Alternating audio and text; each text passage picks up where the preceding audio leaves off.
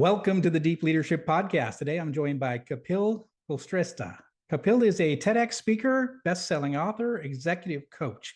After 22 years in senior leadership positions in major corporations, he left his job to help others step into their best life and lead powerful careers. He is the author of Play It Full, 7 Steps to Unlock Your Extraordinary Career. He helps people find their power zone and build a life of impact, abundance, and joy. And I'm excited to talk to him about what he's learned through this experience. So Kapil, welcome to the show. Thank you very much, John. Really excited, really super excited. Thank you for having me here today. Yeah, it's an honor to have you on the show. And we talked a little bit before we got started. I did 22 years in corporate as well. You did 22 years. So we have a similar journey, similar path. So I'm kind of interested to hear what you learned. So start us off and tell us your story. You worked in senior management for 2 major corporations, Microsoft and Cognizant. And but you felt like you were running on a treadmill of mediocrity. And that hits home when I read that. What happened to you and what did you do about it? Yeah, look, I would take you back a little bit for that. For me, I have a twin brother, and my twin brother is this academic genius. We both went to engineering at the same time, different colleges. We both did reasonably well in our education. We both got ourselves a job, but there was always this entire feeling about being second, playing the second fiddle. Always across my entire life. Now, I love my brother. There's no this thing about it, two comms about it. Like anybody who has a twin brother, it's like I've spent 50 years with this guy, right? So I love him. But at the same time, because of the environment, home environment, you see somebody around you who's really so good at what he does. There's always that comparison, and you start saying, okay, I'm smaller, I'm simple, I'm just playing second fiddle. And that's what happened in my life as one of the biggest pattern, that I was always playing second fiddle. And a job, how it came out was that I just had to, I would never go beyond a certain point. I always thought, yeah, I'm okay, I'm all right. I have to be like small. I wouldn't say I have to be small, but I was like, I'm okay, I'm all right. And that okay and all right created this entire career, which was filled with 5% of excellence, because there was drive inside me, there was energy inside me, there was fire inside me, but 95% of really way below. So what got me to Microsoft in that role of setting up the entire legal ID practice in India was that high peak. And then after that, whoop, down, and really down. I got fired from Microsoft. And a lot of people get surprised that you get fired for political reasons. I said, no. Pure performance. After 2.5 years, pure performance reason, I got fired from Microsoft. And I ended up in another large company, played good roles there, liked my job at times, and didn't like my job at times. And it kept on going up and up and up and down and up and down and down. So my career was really this kind of a thing. The reason I mentioned this, John, is because a lot of people believe, and especially youngsters, they believe that their career is going to be like up, a little bit down dip. But most people end up having relatively mediocre career, when even if they know it or not. Whether they are CIOs or CXOs at a young age does not matter. I've had so many clients who are basically at that level of VP level at Cognizant, at Microsoft, but they are actually playing so second fiddle. They're playing the second step. They're always smaller than capability. And my story was like that. In 2017, I was really done. I was fat. I was upset about every part of my life. I was trying to fit into people's, fit with friends, live for the weekends, somehow just get by another day. My time is done. It's the kids' time. All of those kind of things. Doing everything that you shouldn't do. At work, things are still working out fine, but I was really frustrated. And I remember enrolling myself for a personal development program, and I realized that very night, that day, I still remember that day. It's like such a transformational day for me. That night, I couldn't sleep. It was a Wednesday, International Women's Day in March 2017. Couldn't sleep. And I thought my biggest problem is I don't think big enough. What is one thing I really want is to lose my weight, which I was trying for 17 years, very unsuccessfully. And that night, I asked a question that can a 44-year-old man actually have 6 packs? And that question made me get to a different kind of an answer. And that just told me, oh yeah, it's possible. And the very thing that I ate next day I ate I ate today this morning. I lost 16 kg in 16 weeks. I had 0 cheat days. I was ashamed of my body, so I couldn't go to the gym. I didn't have a nutritionist. I did everything, or I just followed a regime very strong. And it's not that I'm somebody who basically just has huge self-control. I give in to my temptation just like that. But I had 0 temptation. I had 0 cheat days. I lost my weight. I never looked back. And at the end of it, it was like, the transformation is done. What about my actual being? What about my work? Am I really making a difference? If I could do this, what more could I do? Because for the first time, I played the first spot. And that's what changed everything. Left my job and started this journey. That's like in a short about how the transformation is. Yeah. And did you have success overnight? Like when you left your job, I mean, you like me, I mean, I had the safety. I was in the military, and then I went into corporate America, worked for 3 global companies. There was a safety net in the military. There was a safety net in working for big corporations, somewhat. But then when you go out on your own, you're literally no net. You're doing it on your own. What was that transition like for you? And was it instant success, or did you have ups and downs, failures? What was that like? I think I had downs only, no success. Okay. For the first year, and I'll just open myself up because that's what happens to people. People think, oh, success is built on top of this, like you're this amazing person. I was this amazing person. I was a director of this large company. I had a large 600 people team. I was like super duper amazing guy who was going to take over the entire world the moment I stepped in. And I just stepped into the nothingness and just realized, oops, fell. In my entire year, John, as a full-time coach, I made $17,600.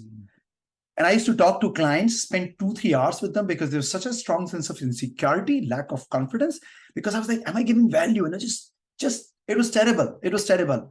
Impacted my confidence. And here I'm a coach. I'm supposed to be like really this cool, calm, cucumber, amazing guy who was basically internally feeling scared. However, there was one thing which was there. I absolutely knew that this is what I want. I knew that I love people. I was always driven by contribution. I knew that whenever I spoke to a client, I was going with like deep passion and commitment towards it. And I was producing results with the little number of people that I was working with. The thing shifted only in 2019 early when my wife quits her job. She joins full time. Everybody in the family was like, are you guys serious? Like, your daughter is in year 12. Like one of you should stay in the job. All that happened, we came into this financial massive problem, which by the way, is one thing that happens to people from middle class background. No matter where you are a director or a VP or whatever, the moment the monthly paycheck stops, because you've been a servant of that, because expenses and every pattern has been met with that, has been aligned with that paycheck. The moment it stops, it's a matter of within a year, everything will fall apart. It fell apart, came to a situation where we counted that we will have $563 in our bank in 2 months period if we don't get our shit together. And we got ourselves a coach, and imagine how lack of integrity there was. I was a coach and I did not have a coach. It was like just completely out of sync. And that started shifting. And now, like 3 years later, we have about $1.5 million worth of business. We just have and it's a very small team, just about 4 people working together. Me and my wife are coaches, and we serve people, we help people. We have helped hundreds of people in corporate world to break through the shackles of mediocrity and really build a very powerful career. I think that's great.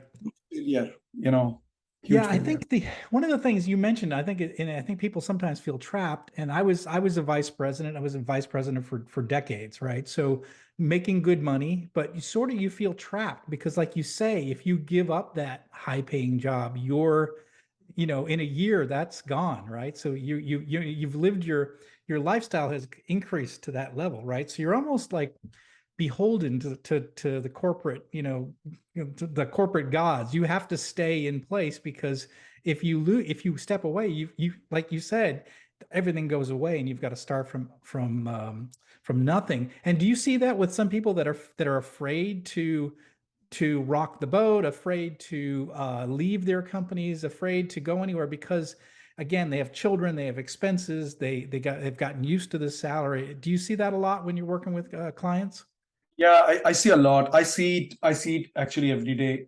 I've spoken to about 1,400 people one-to-one, like an hour-long discussion where they sign up for my program. And I see that people have this big, huge, beautiful green dreams. I want to have whatever, let's say physical, six packs, body. I want to have beautiful relationship with a partner and love the world and impact the world. And I want to make $1 million. People have these big dreams, and it's fine. The moment you start talking about the constraints, the downward arrows, which is that I have the dream, but I know in the back of back of this head, there's a voice that says, you don't even deserve it, man. Yeah. Like they have chains which are holding them back. And the problem is, and I feel really terrible about, is that these are the chains which are so real for them that they just are not able to break it many times. The big challenge is that constraints are real. They're present. They're today. I can see them. I can feel them. I can feel in my heart, in my life, in my family, everything. But the dreams are intangible somewhere in the future. And they are not surety. That like there's no surety that you'll get there. And most people drive their life with statistics. Oh, 90% people, X% people make money in stocks, so let me do it. People make money in real estate, let me do it. People make money in Bitcoin, let me do it. What they don't realize is that the person who's playing the stock game, the MLM game, the Bitcoin game, and all of it, that person has to be fed. And that we don't do. So this, both things together, the constraints are real and dreams are intangibles. And second, that statistically driven life, that just causes people to just stay stuck for years and years and years and years and years. And then they are old, like, I had a chance. So a lot of it sounds like it's fear-based, right? So fear of failure, fear of success in some cases, fear of what if, I may not have everything, but at least I have something. So fear of losing out on what little they have. And so they miss out on the big because they're holding on to the little, right? So it's mostly fear-based, I imagine. Yeah, fear-based. And look, here's the thing, fear will always be there. Fear will always be there. What if I'm in this podcast? What if I don't make any difference? What if I just basically mumble away to glory? What if I don't use the right tense? Fear will always be there. A little bit will be there. But fear has to be overcome, and you still have to go through it because of clarity and conviction that, I know this is what I want in life. But what happens to most people, we have this definition of success. And look, don't get me wrong, by the way. I think everybody should be making amazing amount of money. I believe everybody should be having beautiful relationship with every part of their life and have an amazing body. Everybody should have it. Why not? But at the same time, it's just going towards a direction which basically seems somebody else's definition of success. It's not worth it. Because you arrive there and you're like, what's the point of this whole thing? Which is what happened to me, probably what happened to you with amazing success in corporate life. You're like, is this it? Yeah. Well, what I realized too is that I was sort of a big fish in a small pond. Even though I worked for these big companies, I was big inside the world of that company. I stepped outside in the real world and I was a little fish in a big world. And I didn't build who I was outside of that world.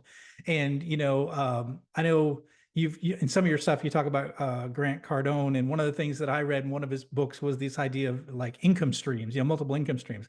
No one ever taught me about that, right? I had one income stream and that was my job in corporate, right? So I was beholden to one paycheck. And so my mindset was, kind of old fashioned. You get a job, you work for a big company, you retire, you get the gold watch. That was the way you did life, right? And I think what you realize and what I realize is that there's life outside of that kind of a prepackaged way to live your life. There's life outside of that. And I think that's what you've discovered. And you're trying to help people understand that you can be successful inside the company or outside the company, but you've got to let go of some of the things that are holding you back. Absolutely. Yeah. So you've written a book called Play It Full. Why did you feel like you wanted to put some of these ideas into a book? Who's it for? Who are the people that should read this book?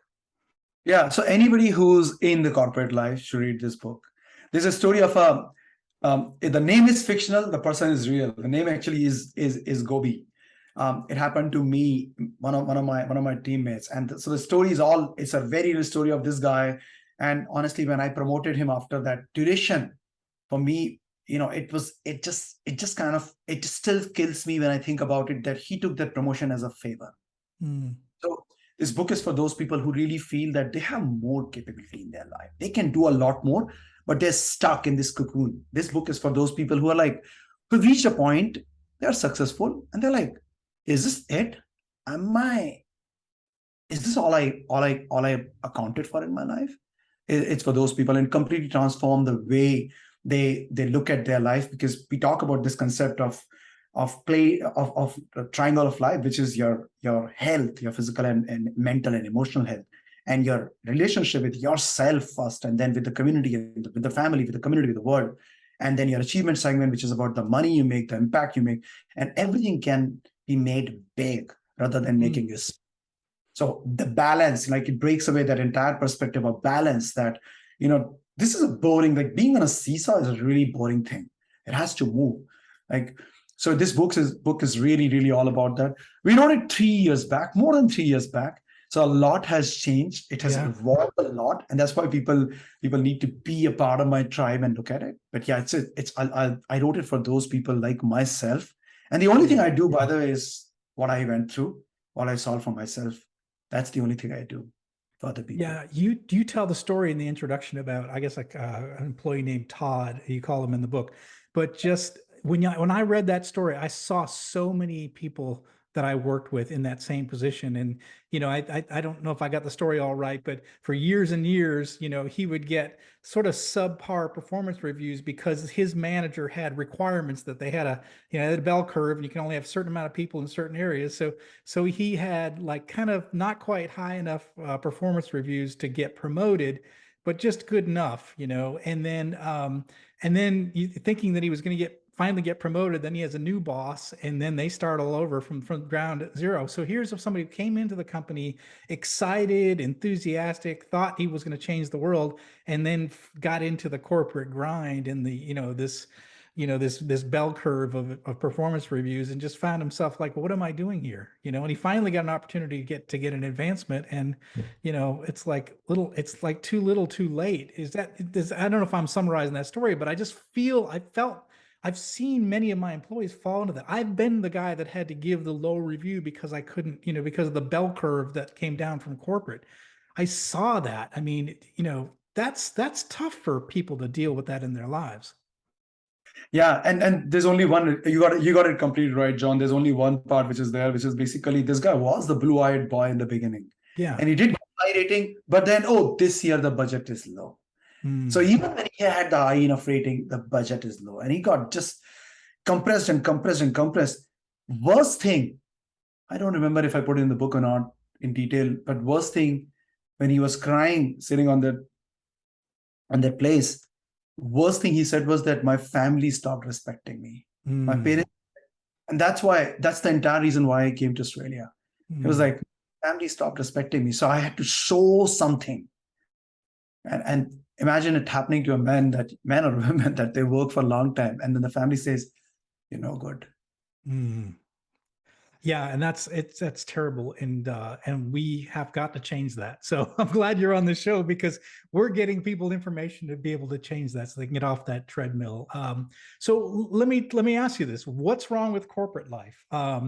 How should people be thinking differently about their lives and careers if they're working for these big corporations? They thought it was the right thing to do. They're working for these great big companies. What should they be thinking differently so that they don't end up like our friend Todd here?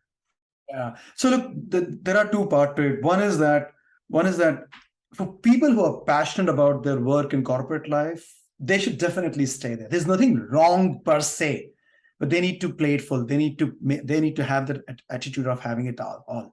But generally, and there are people like that. I have a lot of my clients are like that. In fact, majority of my clients still stay there.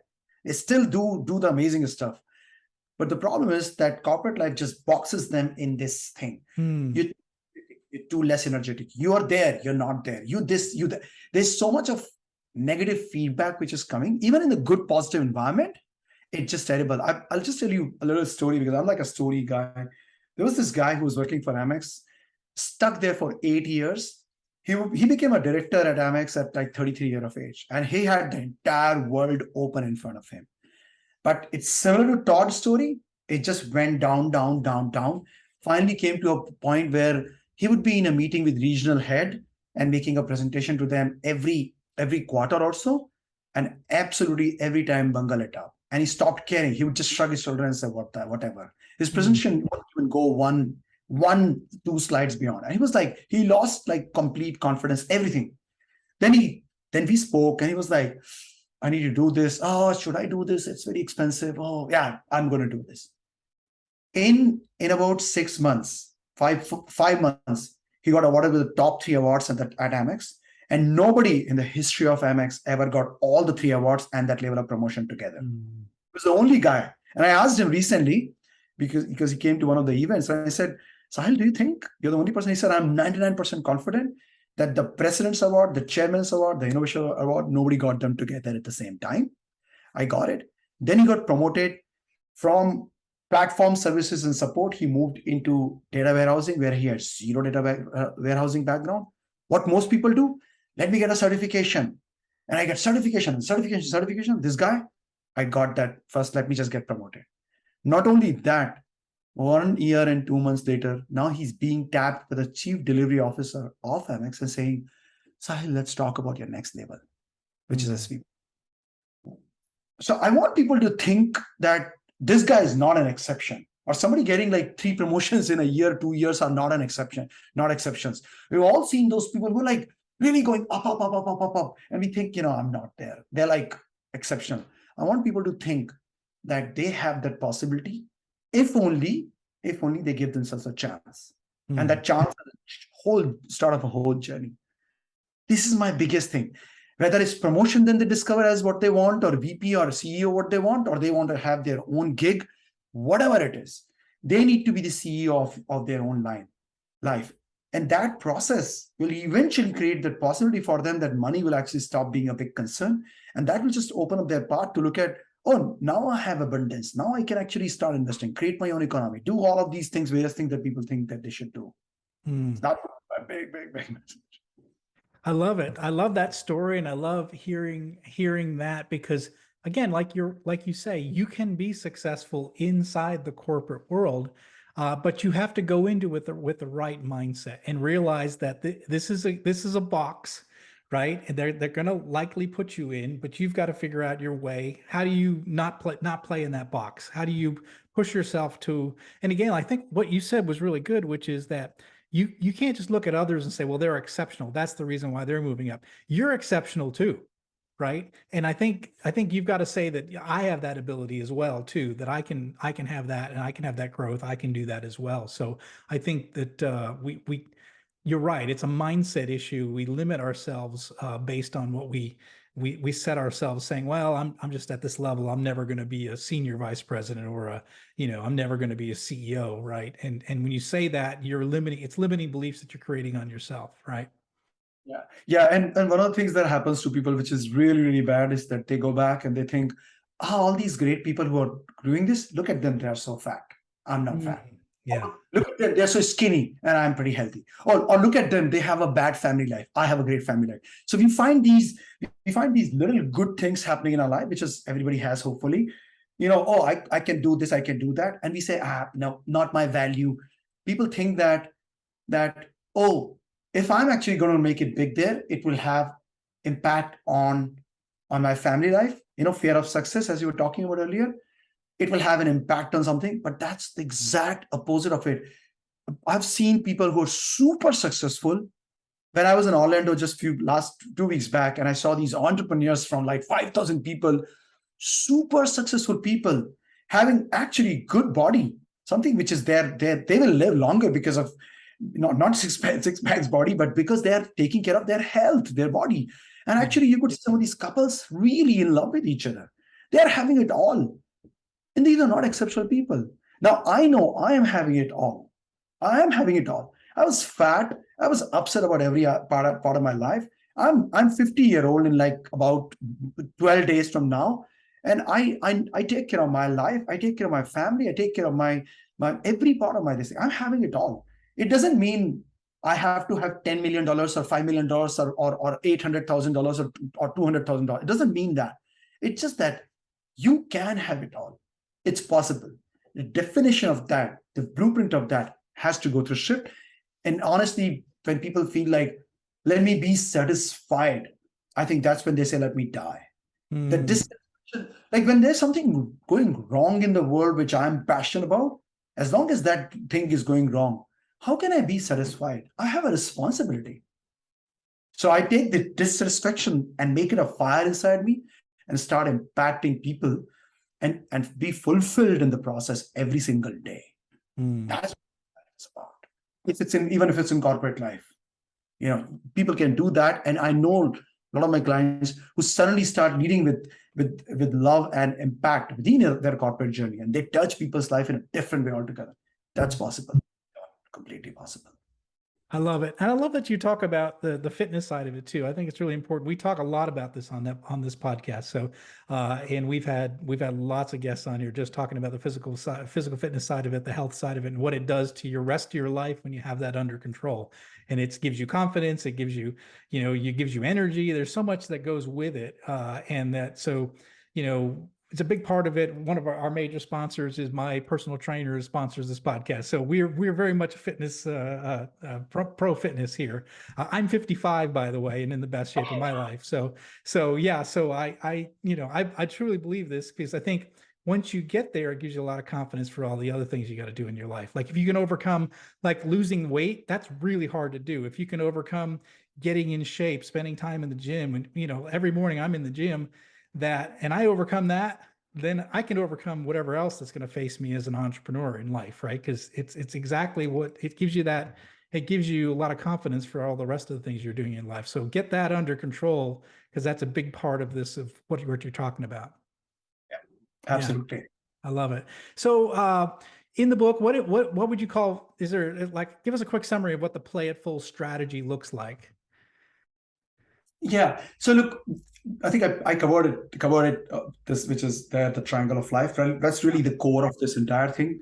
The philosophy of the book is that every human being is born to stand tall and be healthy and wealthy in mind, spirit, and body. That's like on the very first page. And how do you do that? You look at all the three aspects of your triangle of life, which is your health, your physical health, your vitality, your energy, the passion, the inside you what you feel on a day-to-day basis. Second part is a relationship, which is your relationship with yourself. Instead of having it outside in, where, I take care of the world, but not myself. Like, it's a surprise how many people I talk to, and they have never really done anything for themselves. They're feeling constrained in life. Like, really, live for yourself first, and then go beyond. Especially from people from Indian subcontinent, that area. Sacrifice is a virtue there. And sacrificing even my own high values. So really having this deep connection, relationship with yourself, knowing your inner circle, and then using that to impact your family and then community and the world. Why not? Then the third segment is achievement segment, which is about your sense of belongingness, sense of purpose, sense of meaning, sense of impact, and making great amount of money. Why not? So this is really the summary of it, and that you can actually have it out, playful across all aspects of life, because why not? You got one, I love it. I love it. What advice, the people that are listening in, you might have some people that are in corporate right now, or there might people who feel maybe stuck in their careers, maybe feeling they're hearing this and they're saying, well, it's really good for you guys to talk about it. You've figured it out. What would you say to them? Like where would they start to get unstuck? Well, just talk to me. Perfect. I think that is definitely one thing, is that every single person out there has got dissatisfaction in their life. And the entire thing about mindfulness and meditation is trying to make them believe that there's something wrong with them, and they're asking them to suppress it. So one thing I want people to get it is that there's nothing wrong with them. Everybody goes through that. There's nothing wrong with it. There's something wrong with certain aspects of life. There's nothing wrong with that. Life is not about fixing and somehow becoming this perfect being. Life is about expanding who you already are. So that's, and I know it's still at a very high level, but I want people to understand there's nothing wrong with them. Number one. And number two, then take that dissatisfaction and instead of suppressing it down, let it come up, look at it head on and say, I will do something about it today. Mm. So that's the next thing. Make the dissatisfaction and just acknowledge that instead of suppressing it. And then after that, understand that if they continue to do what they have always done in Einstein's words, they will always get what they want. And they will have to not just get out of their comfort zone, but actually go way out of their comfort zone, reach out to people who have done it before. Yes. Shortest possible path. I know the biggest reason I failed in my first year. And I did not, John, I had to go through that journey. I didn't have to. Oh, you have to go through the fire to become like Steve. No, I did not have to. It was stupid. If only I had thought about it, that I should get myself a coach, it would have been different. And that's exactly what changed my life completely. Every single time when something hits the fan, it was somebody else's intervention. Because in my own forest, I'm just going to see only trees. Yes. My coach can see the forest and tell me, chop a little bit, go in right 20 meters behind those thick shrubberies, there's a path. So really that would be my advice, that do not have to sit there and wait for it to happen. Make it happen. I love it. Such great words, such great advice. Kapil, how can people find out more about you, the services you offer, and your book? Cool. So look, the best platform for me is really LinkedIn. I've got around 1,000 followers. My wife has got 25,000. She writes better content than I do. I guess that's the but we got there from 300. So it's a lot. We share content on it every day. So that's a part which is basically stay connected there. Definitely connect rather than just follow. Just connect. That is one part. Second part, John, I put this entire link for people who basically see these podcasts, because one of the things I feel is what people have is situational confidence, but not psychological confidence, which is deeper. So I put this, like, there's a lot of stuff, but I put this training for people. This is a video training for about an hour or so. And then there's also a goal setting in a different way. So if they just go to plateful.com, which is, it's like plateful, like plateful, plateful.com/podcast special. They'll be able to go through the entire training, and they'll be able to, and they have a way in which they can connect with me there as well. But if they just go to this plateful.com/podcast special, that's it. They can do that. My book is on Amazon. They can take a look at it and get it from there if they want to. But I would say start with the podcast special link, because that solves at least one problem. Instead of solving the entire world hunger problem, it solves one problem. And I can promise them that the confidence will go through the roof. And it's not just motivational, because I don't like motivation. I like motivation, but motivation is very effervescent. It just comes and goes. It actually talks about the actual concrete action that they can take to actually feel the conviction and confidence in their heart that I deserve greatness.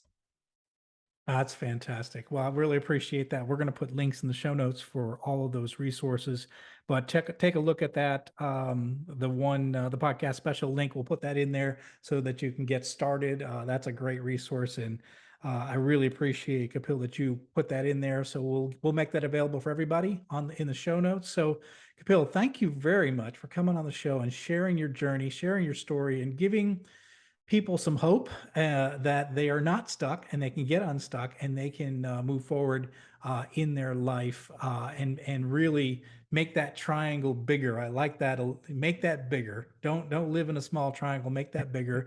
And I encourage people who are listening in, go to these resources and figure it out, especially if you're feeling stuck in your role today. Go out there and don't be stuck. Make your triangle bigger. So Kapil, thank you for coming on the show and sharing all this. Thank you so much, John, for having me here today. It's really been amazing talking to you. Look, I want to end with this one quote from Brené Brown, which just really touched something in here, which is that she said, the days of engineering smallness in your life are over.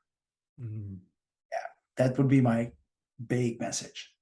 That is very powerful. Well, I really appreciate you coming on the show and sharing that. and sharing everything else in the show. So thank you very much.